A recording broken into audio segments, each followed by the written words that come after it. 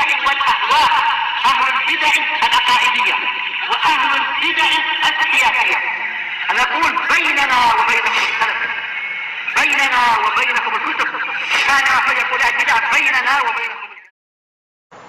الحمد لله حمدا كثيرا طيبا مباركا فيه كما يحب ربنا ويرضى. أشهد أن لا إله إلا الله وحده لا شريك له، وأشهد أن محمدا عبده ورسوله صلى الله عليه وعلى آله وأصحابه ومن تبعهم بإحسان إلى يوم الدين. أما بعد، ikhwanil kiram rahimani wa rahimakumullah. Pembahasan yang lalu kita belajar tentang kisah seorang mukmin dari pengikut Fir'aun atau dari kalangan kaum Fir'aun yang dia iman kepada Nabi Musa alaihi salatu wassalam dan berusaha untuk membela dakwah beliau sebatas kemampuan yang dia miliki. Dan kita tidak mengetahui siapa namanya, karena memang Allah Subhanahu wa taala tidak menyebutkan nama orang tersebut dalam Al-Qur'an maupun Rasulullah SAW. Tapi tidak penting alhamdulillah kita mengetahui namanya.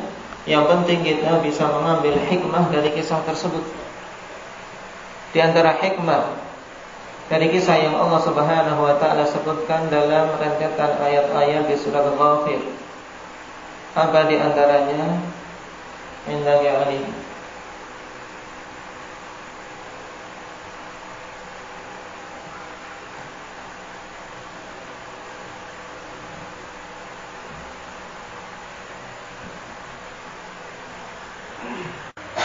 Di antara hikmah terpenting alhamdulillah dari kisah tersebut adalah apa?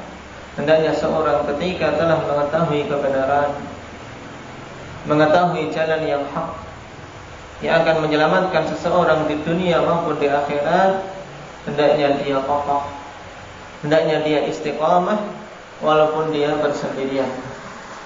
Sebagaimana yang dijalani oleh mukmin ali Fir'aun ini. Walaupun dia sendirian alhamdulillah, tapi dia tetap kokoh, bersabar, dan bahkan berusaha untuk membela keyakinannya sesuai dengan apa yang dia mampu. Faedah yang lain apa lain?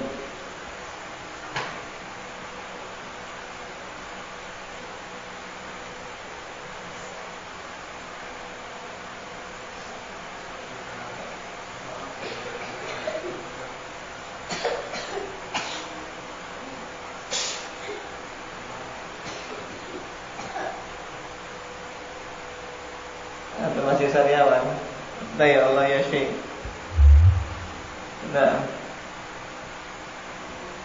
Abang Umar.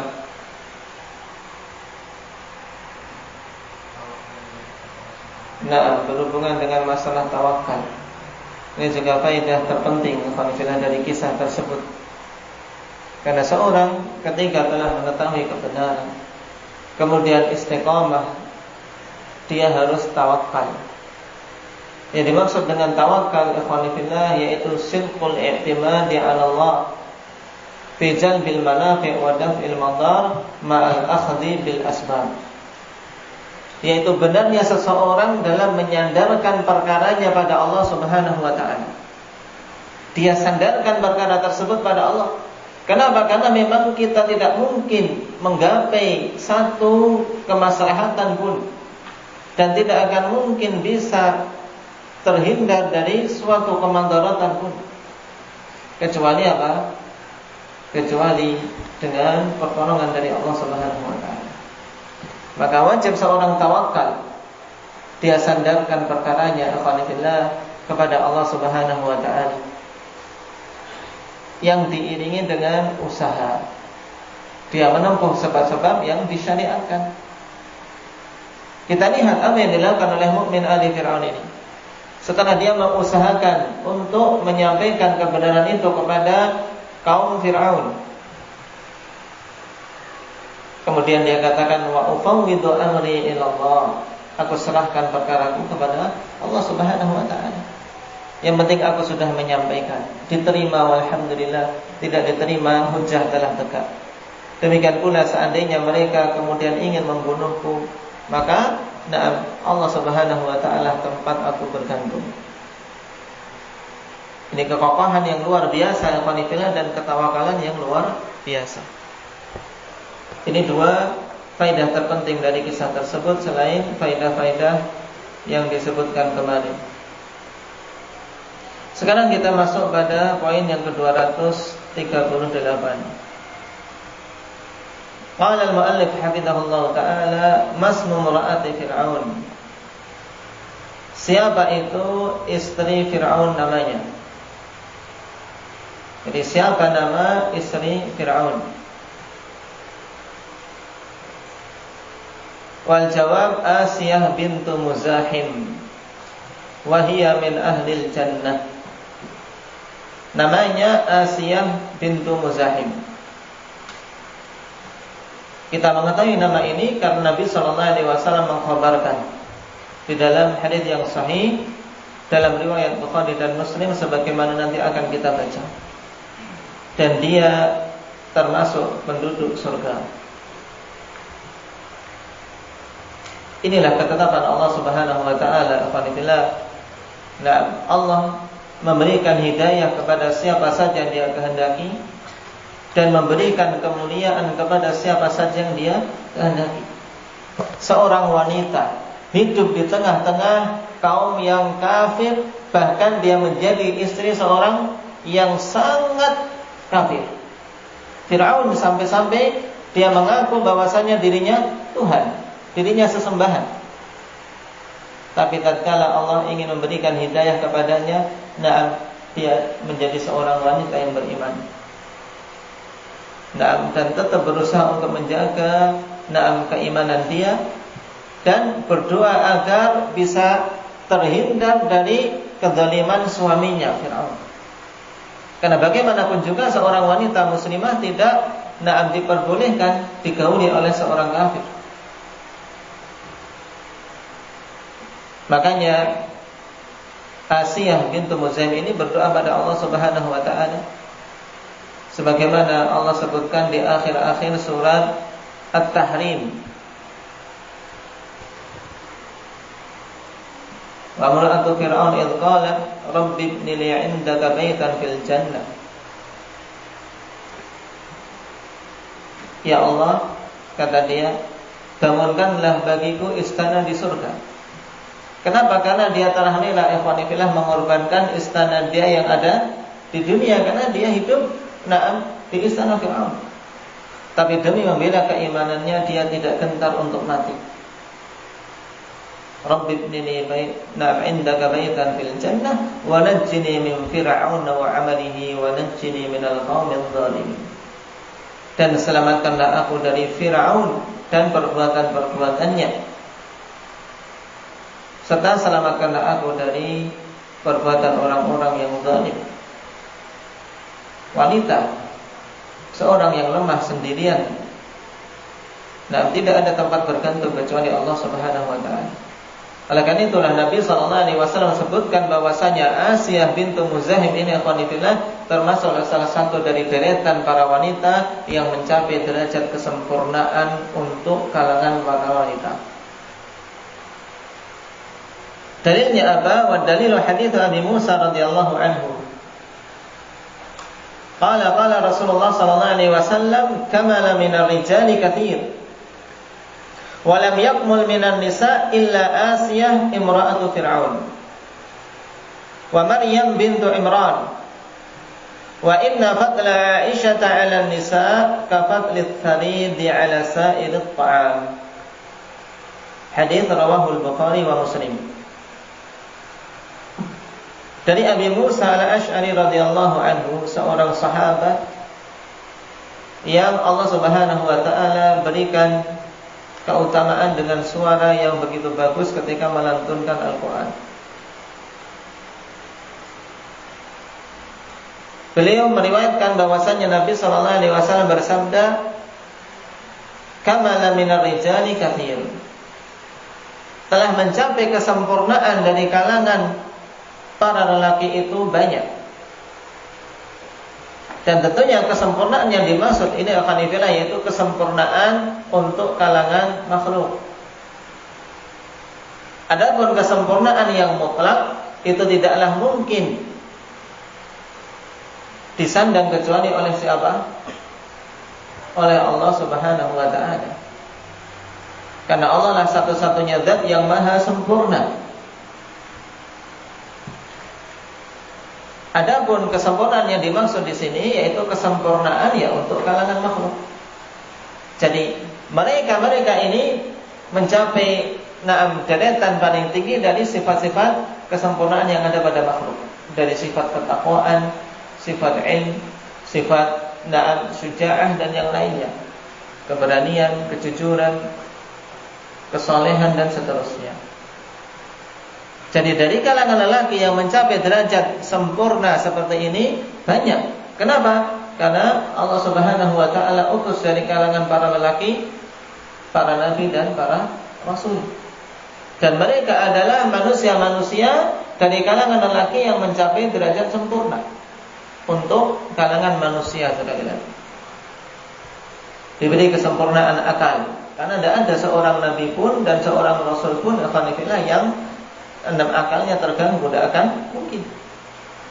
Diberi kesempurnaan kejujuran, diberi kesempurnaan penyampaian, bagaimana mereka menyampaikan risalah, menyampaikan agama yang Allah Subhanahu wa ta'ala turunkan kepada mereka.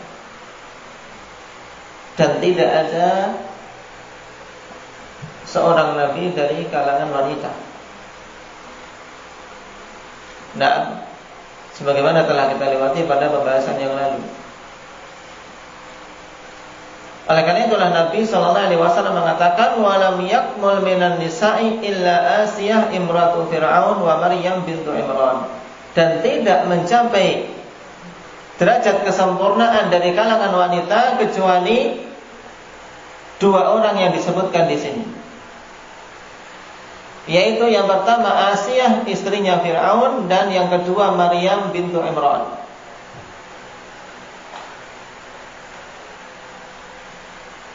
Hal ini menunjukkan tentang keutamaan yang sangat besar bagi kedua wanita tersebut. Karena Nabi SAW kecualikan dua wanita ini dari sekian para wanita, di mana keduanya mencapai derajat kesempurnaan, yaitu kesempurnaan dari sisi keutamaan, dari sisi ketakwaan, dari sisi amalan, dari sisi penjagaan kehormatan dan seterusnya.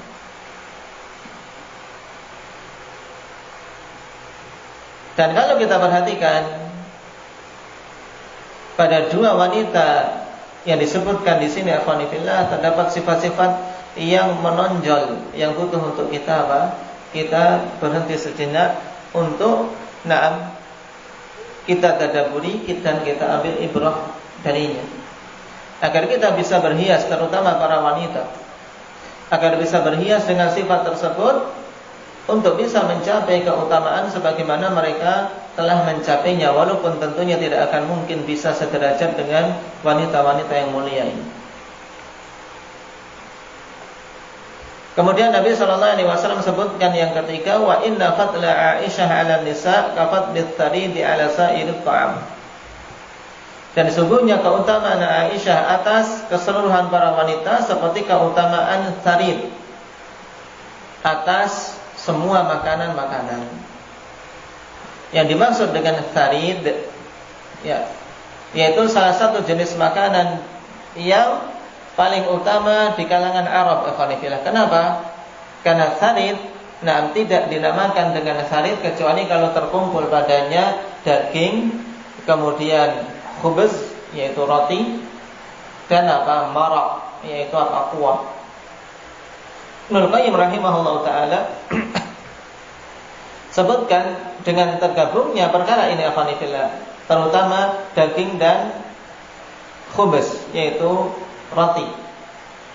Karena yang sangat dibutuhkan manusia ini. Daging adalah sebaik-baik lauk dan roti adalah sebaik-baik makanan pokok. Ditambah lagi dengan maraq, yaitu kuah, sehingga semakin mudah untuk diserap oleh tubuh kita. Nah, sari di kalangan Arab merupakan makanan yang paling bagus. Makanya diibaratkan oleh Nabi sallallahu alaihi wasallam keutamaan Aisyah Ummul Mukminin, ibu kita semua. Karena beliau adalah istri Nabi kita Muhammad sallallahu alaihi wasallam. Keutamaan Aisyah atas keseluruhan para wanita seperti keutamaan Tharid atas semua makanan.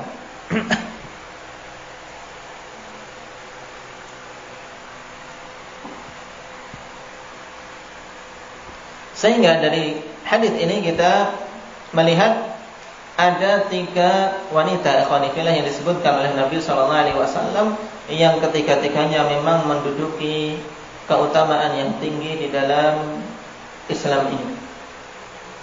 Kita perhatikan yang pertama Asiyah imratu Fir'aun. Di antara sifat yang sangat menonjol padanya ikhwanifillah yaitu sifat sabat dia. Sifat sabat, yaitu kekokohan dia dalam memegang apa yang dia yakini. Kenapa? Karena dia sendirian alhamdulillah. Suaminya kafir. Bahkan sebejat-bejatnya orang kafir. Karena sampai-sampai mengaku dirinya satu-satunya zat yang boleh untuk disembah. Menempatkan diri seperti kedudukan Allah Azza wa Jalla wal iyad billah. Juga sisi kesabaran. Sabar dalam menghadapi ujian.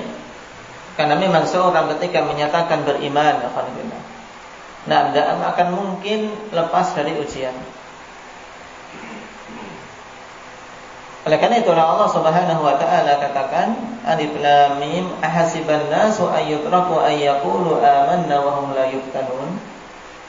Apakah manusia menyangka mereka ketika mengatakan kami beriman kemudian tidak diuji?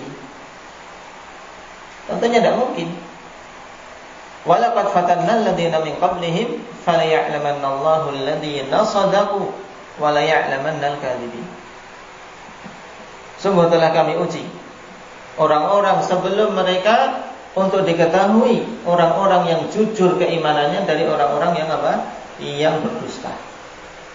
Jadi seorang mukmin ikhwanillah mesti akan diuji sehingga tahu benar tidak dia mengatakan iman. Karena begitu banyak mereka-mereka yang mengatakan aku beriman ikhwanillah, tapi tidak ada bukti keimanan tersebut. Karena sungguh iman bukan hanya sekedar ucapan. Tapi iman adalah sesuatu yang betul-betul terpatri, kokoh di dalam hati-hati kita, kemudian diwujudkan dengan ucapan lisan-lisan kita dan amalan anggota tubuh kita. Ini 3 unsur yang harus ada dalam iman yang dikatakan oleh Imam Syafi'i rahimahullah ta'ala terjadi ijma' di kalangan para ulama ahli sunnah wal jamaah, dan tidak akan mungkin dikatakan seorang mukmin yang sebenarnya kalau tidak terpenuhi 3 unsur ini. Seorang mengatakan iman cuma di mulut, hatinya tidak, ini namanya siapa? Munafik. Seorang hatinya menyatakan iman tapi mulutnya enggan, ini tetap masih dihukumi kafir. Dan seorang mulutnya sudah mengatakan keimanan, kemudian hatinya meyakini tapi tidak diwujudkan dengan amalan anggota badan, ini juga suatu kedustaan. Karena tidak mungkin iman benar kecuali kalau terwujud amalan-amalan yang zahir. Maka perkataan seorang ikhwanifillah yang penting hatinya, walaupun walaupun luarnya menunjukkan amalan maksiat. Misalnya seorang wanita walaupun luarnya auratnya diumbar, ketika dinasihati tutup auratnya, Nah, mengatakan yang penting kan hatinya. Tidak akan mungkin afanifillah hati baik kalau apa? Amalan-amalan yang nampak di luar itu menunjukkan kemaksiatan. Kenapa? Karena Nabi SAW telah menjadikan tolak ukur baiknya luar dan apabila dalamnya baik. Dan sehingga otomatis kalau dalamnya itu baik maka akan membias pada penampilan luarnya. Karena kita sedang membahas para wanita, maka demikian pula para wanita afanifillah. Nah, ketika hatinya bagus, hatinya tunduk pada aturan Allah Subhanahu wa taala, maka mereka pun akan tunduk pada perintah Allah untuk menutup aurat mereka.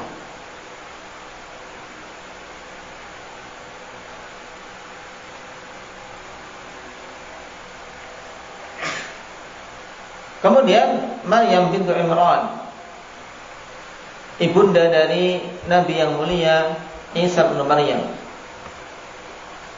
yang ujian beliau pun afanifillah bukan ujian yang ringan, ujian yang berat afanifillah. Seorang wanita salihah kemudian apa? Tiba-tiba hamil.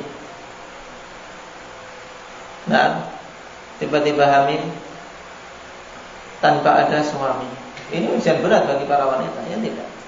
Makanya sampai kaumnya mencela Maryam bintu Imran afanifillah. Maka abuki imra'a sau'in wa ma kanat ummuki baghiyah. Apa-apa ini wahai Maryam? Belum menikah sudah bawa anak. Dan tidaklah orang tuamu, bapakmu itu seorang yang jelek dulu. Dan ibumu juga bukan pelacur. Kenapa engkau sampai memiliki anak tanpa bapak?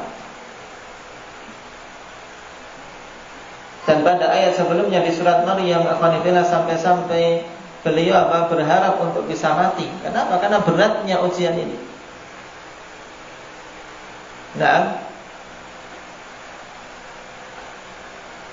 Berangan-angan untuk dia Nasyan mansia, yaitu seorang yang sudah mati, tidak diingat manusia. Tapi Allah Subhanahu wa taala memang ingin menguji beliau. Dan pada setiap ujian mesti ada jalan keluar. Maka ketika dituduh dengan tuduhan macam-macam, Allah berikan jalan keluar yang menjawab dengan tegas adalah si bayi yang baru lahir, yaitu Nabi Isa alaihi salatu wassalam. Mengatakan inni Abdullah, aku ini adalah hamba Allah. Hadani al-kitab wa ja'alani nabiyya. Allah turunkan kepadaku Alkitab dan Allah menjadikanku sebagai nabi. Bayi berbicara. Jalan keluar dari Allah Subhanahu wa taala. Yang ini menunjukkan afanifillah bahwasanya setiap ujian mesti ada jalan keluar apabila seorang sabar. Karena sungguhnya kita afanifillah dalam hidup ini tugasnya itu, yaitu intidharul faraj, yaitu menunggu jalan keluar dari Allah Subhanahu wa taala dengan mengusahakan sesuai dengan apa yang kita mampu. Karena memberikan jalan keluar pada semua ujian Allah Subhanahu wa taala. Sehingga wajib atas kita untuk bersabar. Kenapa? Karena sabar tidak sabar ujian tetap datang. Ujian tetap datang. Makanya Allah Subhanahu wa taala perintahkan dalam banyak ayat untuk kita memperbanyak sabar. Isbiru wasabiru. Bersabarlah kalian dan terus-meneruslah bersabar. Dan ini sifat yang sangat menonjol yang ada pada Maryam bintu Imran. Mulai semenjak dilahirkan afanifillah oleh ibundanya. Sang ibunda sudah memang bernazar untuk menyerahkannya di jalan Allah Subhanahu wa taala. Sehingga tumbuh dan berkembang pada pengasuhan seorang yang saleh, yaitu Nabi Zakaria.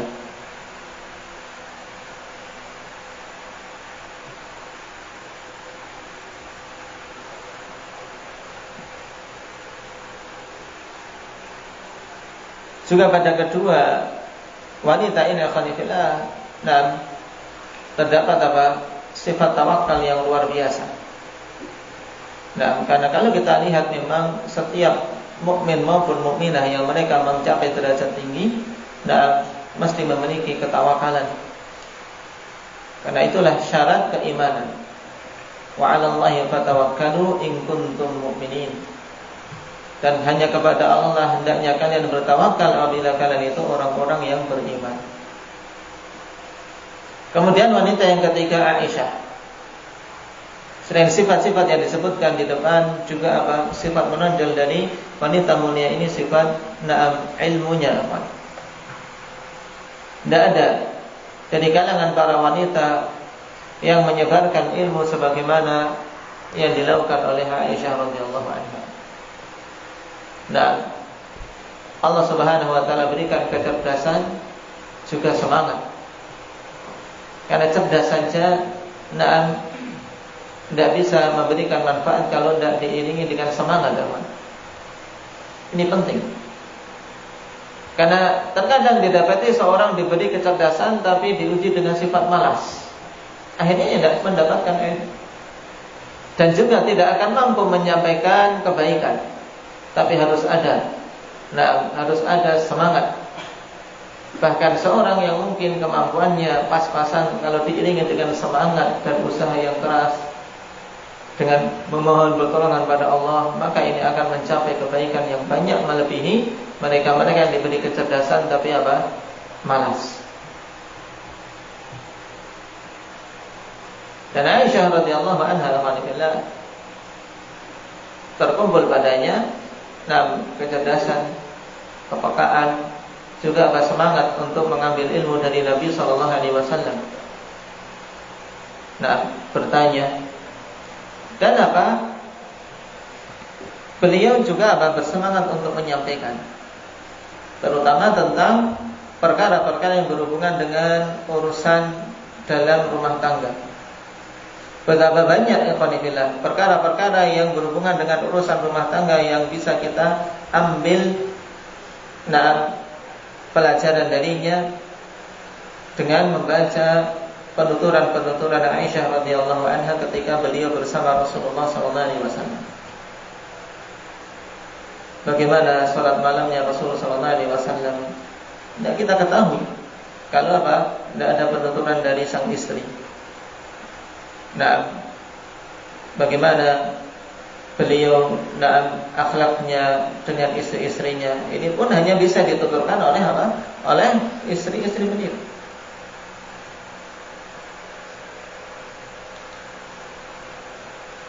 Dan ilmu ikhwanillah memang mengangkat pemiliknya dan apa? Akan menjadikan pemiliknya mendapatkan kebaikan yang banyak. Maka ijtahidu, bersemangatlah dalam apa? Mengumpulkan ilmu agama ini. Karena Nabi sallallahu alaihi wasallam telah jadikan tolak ukur baik dan buruknya seseorang berdasarkan pemahaman dia terhadap ilmu agama. May yuridillahu bihi khairan yufaqihuhu fid din. Siapa saja yang Allah Subhanahu wa taala inginkan kebaikan dengannya, maka akan dipahamkan terhadap perkara agamanya. Nasallallahu azza wa jalla ayyuhfiqana lima yuhibbu wa yarda. Walhamdulillahirabbil alamin.